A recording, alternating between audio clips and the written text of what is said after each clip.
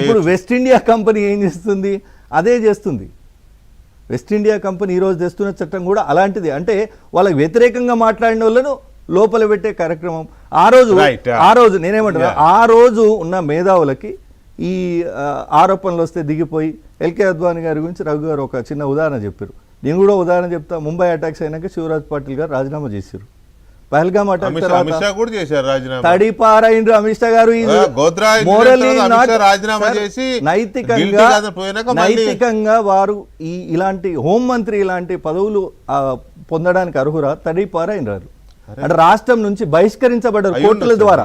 ఇదే మీరు లేదు కదా ఏది సార్. ఇప్పుడు ఎల్కే అద్వానీ గారి నైతికత గురించి, శివరాజ్ పాటిల్ గారి నైతికత గురించి మనం మాట్లాడినాము. పహల్గామ్ ఇన్సిడెంట్ తర్వాత ప్రధానో దేశ మంత్రో రాజ్నాథ్ సింగ్ గారు ఎవరైనా రిజైన్ చేసినా నైతికత గురించి మాట్లాడేది.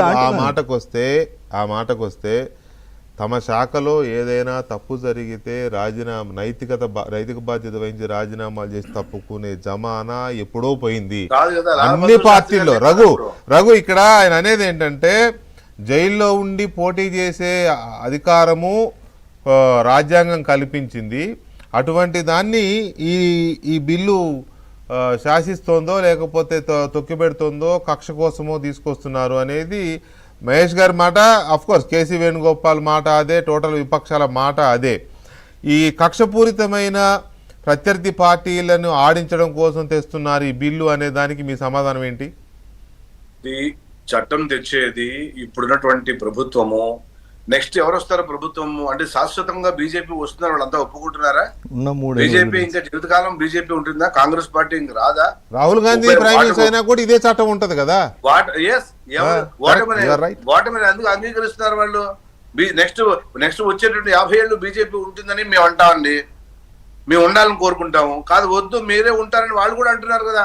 ఈ చట్టం మీరు ప్రభుత్వంలోకి వచ్చినా ఇదే చట్టం, మేము ప్రభుత్వంలోనే ఇదే చట్టం, ఉమ్మడి ప్రభుత్వాలు వచ్చినా ఇదే చట్టం, కాంగ్రెస్ వచ్చినా ఇదే, బీజేపీ మీద ఇదే, ఎవరు వచ్చినా ఇదే.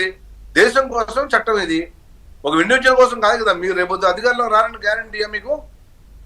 కాదు కదా. 3 ఏళ్లలో కూలిపోయే ఎన్డీఏ కూటమిని కాపాడుకోవడానికి పంపించారు సోదరా. ఈ 3 సంవత్సరాల్లో చిన్న 2 ఇక్కడ టీడీపీ, అక్కడ నితీష్ కుమార్ పార్టీతో డిపెండ్ అయి ఉన్న మీకు ప్రభుత్వం కూలిపోకుండా ప్రతిపక్షాలను, మీ భాగస్వామ్య పక్షాలను భయభ్రాంతులకు గురి చేసేటట్టుగా తెస్తున్న చట్టము 3 ఏళ్ళు ఇంకా మిగిలిన 3 ఏళ్ళు మీ ప్రభుత్వాన్ని కాపాడుకోవడానికి తెస్తున్న చట్టం అంటున్నాం. మీరు పర్మనెంట్గా ఉంటారు కాదు. ఇప్పటికే బీహార్లో తెలుస్తుంది. అది మీ ఆరోపణ మాత్రమే. ఆ 2 పార్టీలు సంపూర్ణంగా సమర్థిస్తున్నాయి. ఆంధ్రప్రదేశ్ ప్రతిపక్ష పార్టీ కూడా సమర్థిస్తుంది. మీ దగ్గర ఉన్న ప్రతిపక్ష పార్టీ, మీ తెలంగాణ ప్రతిపక్ష పార్టీ కూడా సమర్థించే పరిస్థితి వచ్చింది. సో అంచేత అనేక అనేక పార్టీలు చట్టం మీద సమర్థిస్తున్నాయి ఇవి. సో అంచేత అందరూ సమర్థిస్తున్నారు కాబట్టి మీరు పునరాలోచించి దీని మీద డిస్కషన్ చేయండి పార్లమెంట్ లో. త్వరగా దీని మీద డిస్కస్ చేసి సజెషన్లు ఏమంటే ఇచ్చి ప్రభుత్వానికి ఈ చట్టం మీద ఒక అవగాహన ఇంకా తీసుకురండి. ఏముంది దాంట్లో? అంటే కేవలం మా కోసం అంటే అట్లా కాదు. ఇక్కడ సరే మీరు అన్న పాయింట్ ఒకటి వ్యాలిడ్ పాయింట్. ఏంటది? ఎప్పుడు బీజేపీ ఉండదు కదా. చట్టం శాశ్వతంగానే, ఎన్డీఏ శాశ్వతం కాదు కదా కేంద్రంలో అధికారంలో. రేపు యూపీఏ రావచ్చు, లేదా ఇండియా కూటమి రావచ్చు, ఎవరు వచ్చినా కూడా చట్టం అదే ఉంటుంది కదా. మీరు అన్న పాయింట్ అంతవరకు బాగానే ఉంది. కానీ ఉన్నన్నాళ్ళు ఈ చట్టాన్ని అడ్డం పెట్టుకుని ఆడిస్తారు, లేదా రేపు ఎన్నికల నాటికి కీలక నేతల్ని ఈ చట్టం ఉపయోగించి లోపల దోసేస్తారు, లేదా అట్లాంటి అనుమానాలు ఉన్నాయి వాళ్ళకి.